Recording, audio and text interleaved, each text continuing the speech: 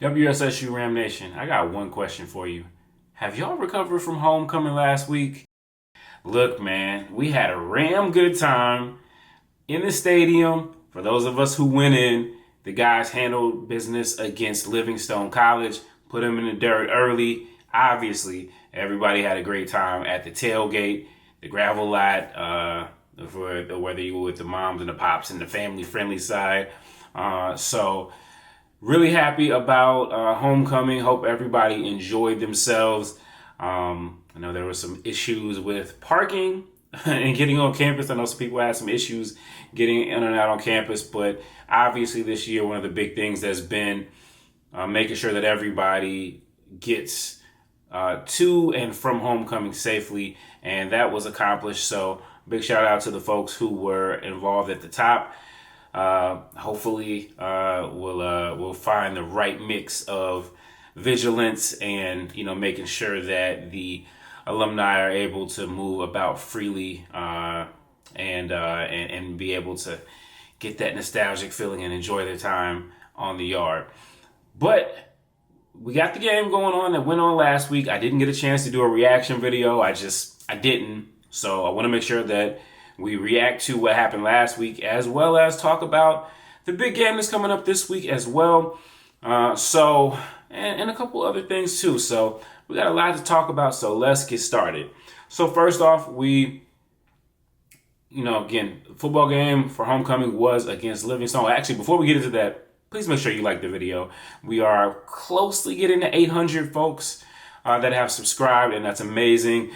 So I appreciate everybody that has subscribed, and I've heard a lot of great things. Now I'm almost as likely to get called WSSU Ram Nation as I am HBCU Game Day on the campus.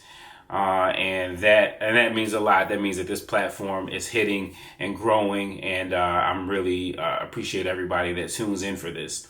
So the football game, obviously coming off of a really disappointing loss against Shaw University the previous week, the plain old Bears. We had a chance to play the Blue Bears this past weekend, and the guys to a man, they responded back. The offense looked like we would hope that the offense was going to look all year. 42 points generated by the offensive unit. The run game really got going early.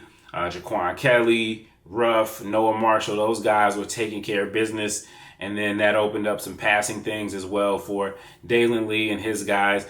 Dalen only got a chance to throw the ball 15 times, but he still had 200 yards. So they made the most of those, a couple of touchdown passes as well. And, most importantly, again, the Rams looked like how we thought that they would look, or hoped that they would look against Shaw the previous week. Of course, they were playing at home, and it is homecoming. Really good crowd. So the reported attendance was over 16,000. I think it was 16,500 if I'm not mistaken. Now, the attendance thing is always pretty interesting, especially being in the press box and seeing, the totality of the stadium pretty much. So the capacity for Bowman Gray Stadium, seating capacity is listed at 17,000.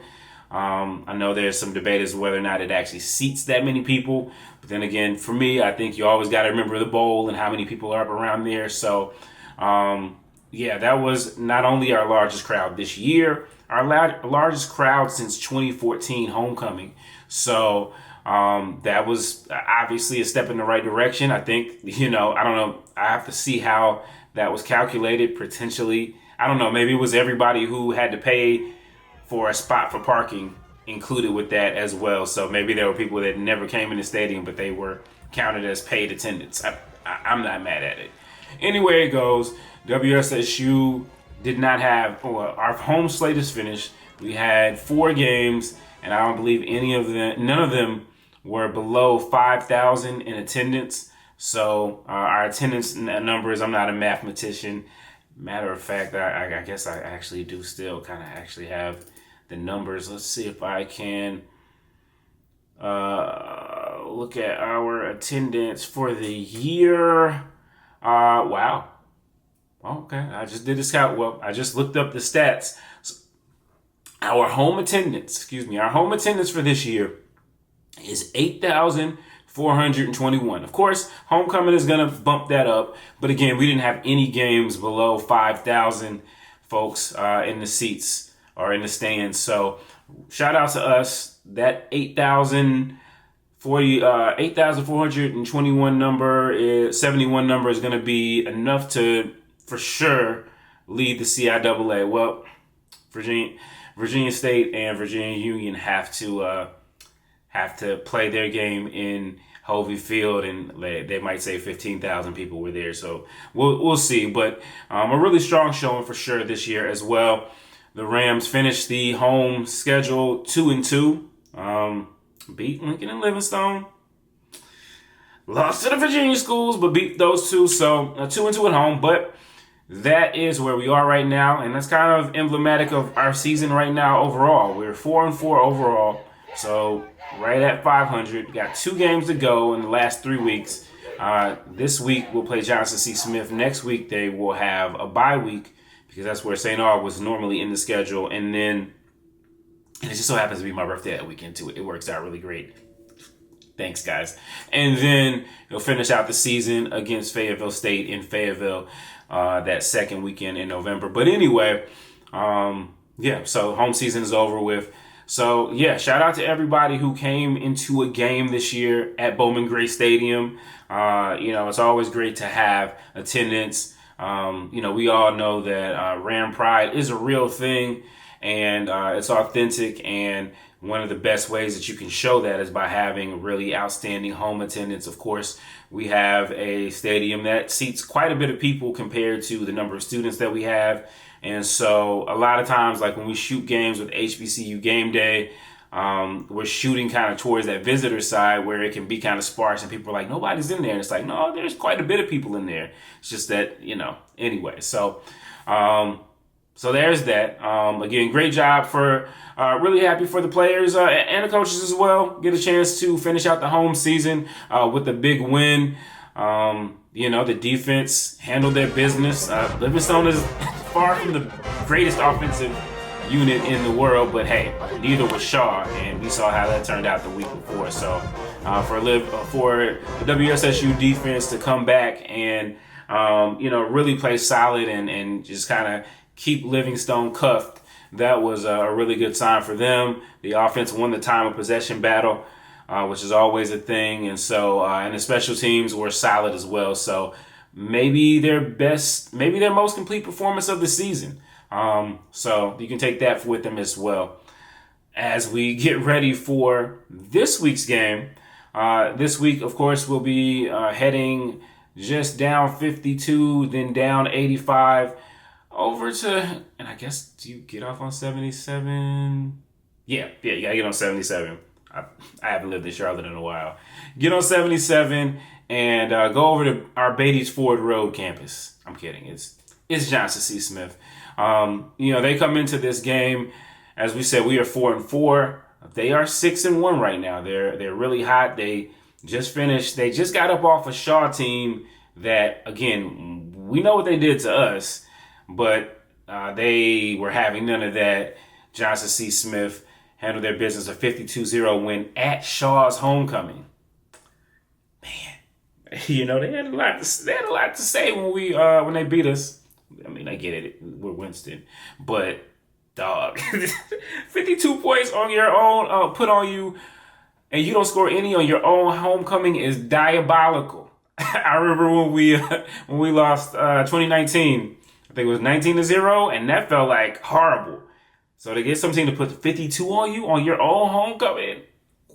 Anyway, Johnson C. Smith, a really good team, no doubt about it. All jokes aside, and they have been for the last couple years under their coach Maurice Flowers. He is a JCSU alumnus. He is a offensive-minded coach, a former quarterback there as well, which is kind of the trend that you're starting to see in the CIAA with some of the better teams.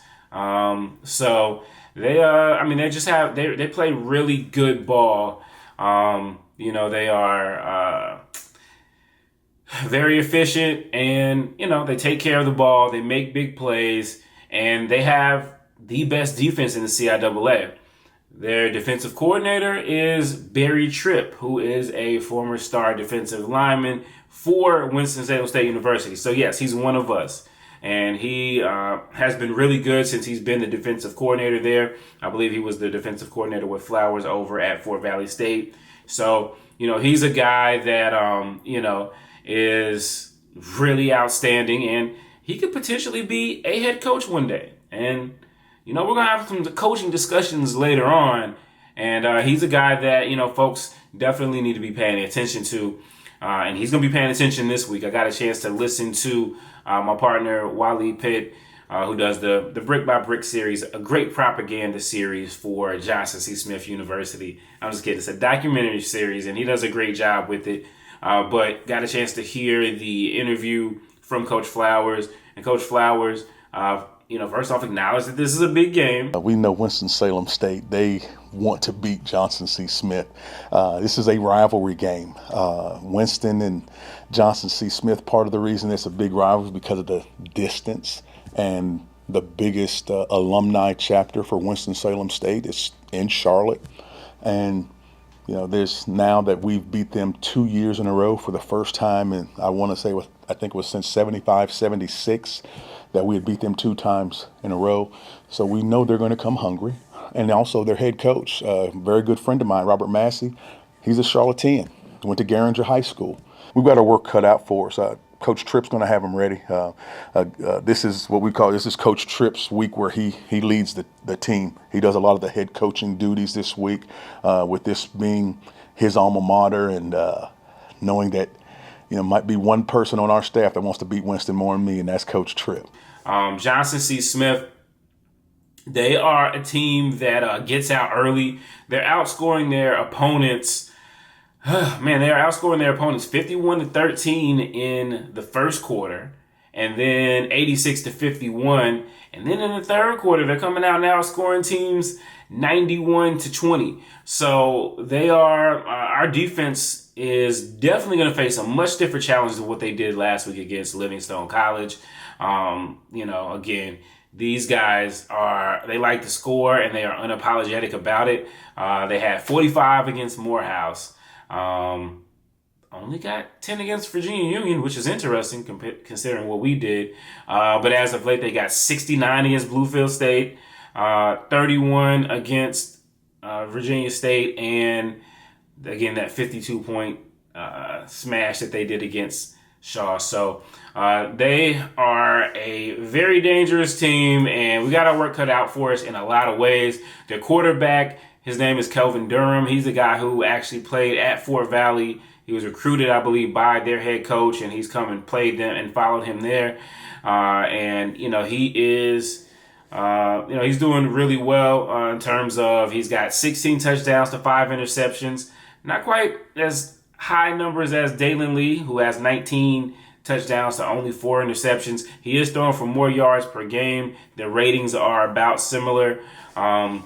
It's definitely going to be a game where, and I brought this back up. I brought this up back earlier in the season, talking to Coach Massey during the press conference, talking about potentially getting into a shootout against Virginia State. And he said, he tried to downplay that. But this week, to his credit, he said, hey, we know we have a guy that if we do need to do that, it's not that we want to, but if we need to do that, we have a guy in Dalen Lee that we feel is the best quarterback in the conference and one of the best in black college football. So we know the quarterback play is going to be there. Besides that Shaw game, that still never really got to the bottom of that. But the key is going to be the running game. WSSU last week had a really explosive run game. They had 2 backs, both Jaquan Kelly and Ruff, to run for over 100 yards. Kelly's got 590 for the year. He's averaging 7 per carry, 5 touchdowns. Both of those guys are kind of, some home run threats. We are averaging actually 5.6 yards per carry, but their volume and ball control has been a key difference. When you look at us versus them, they usually hold the ball for, They usually hold the ball for almost 35 minutes per game, where we are holding it for just over 25 minutes per game. And that means, 32 minutes, almost 33 minutes. So, if you've watched us play, really, that's what hurt it. That's what killed us against Virginia Union and Virginia State and Shaw. Pretty much all the games that we lost that battle. So it's going to be very key. JCSU has a pass rushing defense that is going to really challenge our offensive line as well as daily. They have 25 sacks on the season, a +3 turnover margin. They picked off seven interceptions. Conversely, on our end, we got 19 sacks, but we've actually played a game more than them because they have already had their bye. We have 11 forced fumbles, but we allow 40% on third down conversions. And against a team like Johnson C. Smith, that is going to spell doom. Expect them to be aggressive. Expect them to really try to hold on to that ball and keep Dalen Lee in that offense on the sideline. So there is a lot at stake here for sure. This is. Just give a little bit of history of this series. We've actually been playing these guys since 1943, so just over 80 plus years, and we have definitely dominated this. We've definitely dominated the series. If I can pull up the stats really quick for that, let's see. We've dominated this series. We lead it handedly, but none of that's going to help us this year. They have the streak right now. They have won 2 in a row after we beat them for every year since Pac and Biggie were beefing until 2023 when they finally broke through and got the win on us. So, we know what it is. They're going to be they got championship hopes. We don't. We have our championship hopes died on the field at Durham County Stadium. So the best that we can do right now is to play for pride, play for the name that's on the front of our jerseys, WSSU, and play spoiler. This is a Johnson C. Smith team that last year they came into Bowman Gray Stadium and pushed us around, and they popped confetti, and they thought they just knew that they were headed to the CIAA championship, and then the rest of the season happened and they turned back to Johnson C. Smith. So they remember that game, and hopefully we will remember it too, and we'll remember we'll remember the feeling of what it was like there, and actually have some motivation for some get back. A lot of guys are from Charlotte, so their families are going to be there supporting them, and they're going to be probably playing in front of family and friends. WSSU, I went back and ran the numbers. They've owned the series since 1960. We have played in Charlotte 29 times, and we got 21 wins. So, it's no stretch to say that we run this rivalry in Charlotte on Beatty's Ford Road. But, hey, look, at this point, all we can play for is pride, restoring order, and be a spoiler. So, sounds like actually a lot of stuff to play for. So, we'll see what happens there. Do want to also just recognize the volleyball team has been doing their thing. They went up to Maryland during homecoming, and I know some alumni were there and that didn't make the trip for homecoming. They were there and welcomed them into their homes. It was really a beautiful situation. So shout out to them for doing that. That's a really big thing and something that's really important.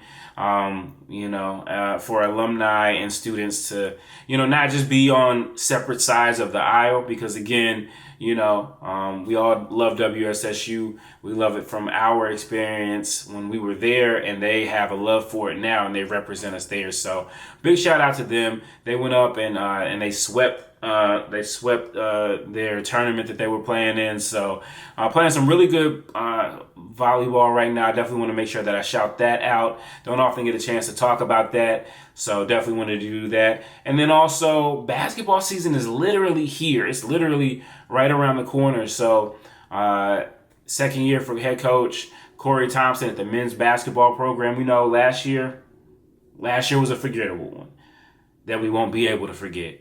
But hopefully we'll forget it this year, because it was only 4 wins on the court. There was also a forfeit as well. But the roughest season we've had as a CIAA program, I think as a men's basketball program, since Big House Games stepped up to take over the program 80 years ago. So we were predicted to finish last in the CIAA.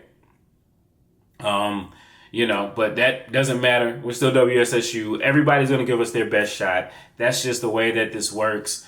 And, they got their work cut out for them. So we'll see what happens with the men. For the women, they were predicted, I believe, to finish 5th or 6th in the CIAA overall under our new head coach, Tiara Terry. I got a chance to talk to her about the program, about taking it over and where they are right now. I'll let you guys hear a little bit of that. We're still, every day is a battle for leadership. We're encouraging all of them to have their own voice, but we do expect more from, some of them, like Jakai Mack, who's preseason all-conference. We expect more from you. Seniors, we expect a lot more from you as well. We have a transfer grad student, and we're on her every day to make our freshmen and transfers better. Yeah, no doubt about it. You guys have already started grinding while the rest of us were enjoying homecoming. They were out there getting to it. What excites you most about this team as you guys, get ready to start going out there and competing against folks with different colors? I think even though we're young, everyone has the same vision of wanting to win.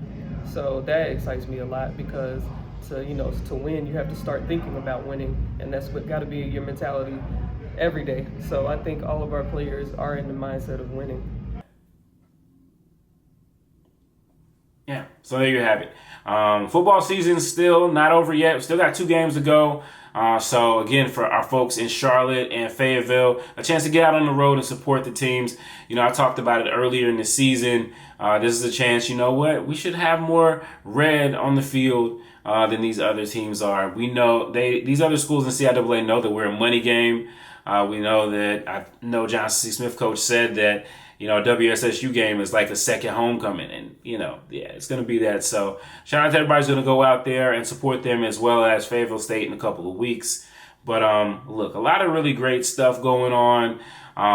Again, a lot of big decisions coming up soon. A lot of change that's going on. I said earlier in the year that this would be a transformative year for WSSU athletics, and it's definitely shaping up to be that. A lot of change. I do want to say it was great to see Chancellor Brown and her team, really being active at a lot of events for some of the alumni in my era, the Millennial Rams. I know they had the kickback, the midnight cookout, the can of yams, and I know that Chancellor Brown and her husband were there as well, and they closed it out on Sunday at the fourth quarter. Amazing event by Oscar Ball. I really enjoyed that event as always, so big shout out to him. Q Jones, the gentleman's name escapes me, who donated the $10,000 to the athletic department. That was beautiful as well. Chico Bean gave out the money. Shout out, of course, to Dot for representing as Mr. Alumni. But I thought it was really great that Chancellor Brown and her husband showed up for that as well. I know it was a long week, but it means a lot, especially, again, when we're talking about alumni giving rates and trying to get alumni involved, because, again, as I always say, the Rams post-2000 are the majority of our alumni, and a base that is often untapped. Or can be a bit disjointed and disconnected. So I see you, Chancellor Brown, out there doing that, and hopefully it will pay off dividends as well. So yeah, a lot to talk about, and again, we will talk about the coaching situation shortly. We already kind of know some names that are out there. I'm also hearing some interesting names, but we'll save that for another discussion as the football team tries to go out there and finish up. So appreciate everybody for tuning in to WSSU Ram Nation. If you made it this far, please hit that like button. And, make sure that you guys let me know, again, what your homecoming experience was like. And, if you get a chance to check in any basketball or football games, I want to know. So interact with me. I know you guys watch and you tell me you watch and all of that stuff, and that's great. But in this world that we live in, having that interaction on the page means a lot. Just it helps out a lot. So thank you guys so much. I'm going to catch you guys in the next video, WSSU Ram Nation. Peace.